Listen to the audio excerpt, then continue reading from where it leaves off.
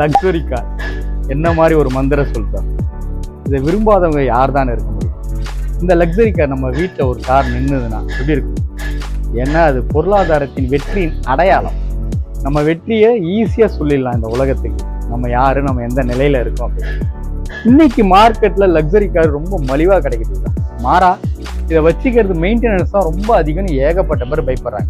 So அதுக்கு ஒரு தீர்வு சொன்னால் பெட்டராக இருக்குன்னு தோணுச்சு. அந்த தீர்வுக்கான ஒரு தேடல் தான் இந்த வீடியோ. ஒரு ஷிஃப்ட் கார் நீங்கள் வச்சிருக்கீங்க அப்படின்னா ஒரு கிலோமீட்டருக்கு 90 பைசா வரைக்கும் நீங்கள் செலவழிப்பீங்க சார். அதாவது அதில் டீசல், டயர், இன்சூரன்ஸு சேராது, பியூர்லி மெயின்டெனன்ஸ். ஸோ 90 பைசா நீங்கள் செலவழிச்சீங்கன்னா ஷிஃப்ட் வச்சிருக்கலாம். அதுவே 2 ரூபாய் செலவழிச்சிங்கன்னா ஒரு லக்ஸரி காரை நீங்கள் வச்சிருக்கலாம். இதுலேயும் ஒரு விதி இருக்கு. இது முதலில் வர 1 லட்சம் கிலோமீட்டருக்கு தான் இந்த விதி பொருந்தும். இதுலேயும் டயரு, இன்சூரன்ஸு, ஃபியூல் சேராது. ஸோ நீங்கள் 1 லட்சம் கிலோமீட்டர் ரெண்ட் பண்ணுறீங்கன்றனா கூடுதலாக 2 லட்சம் ரூபாய் நீங்கள் செலவழிச்சீங்கன்னா உங்கள் வீட்லேயும் ஒரு லக்ஸரி கார் இருக்கும். வாங்கி என்ஜாய் பண்ணுங்க சார்.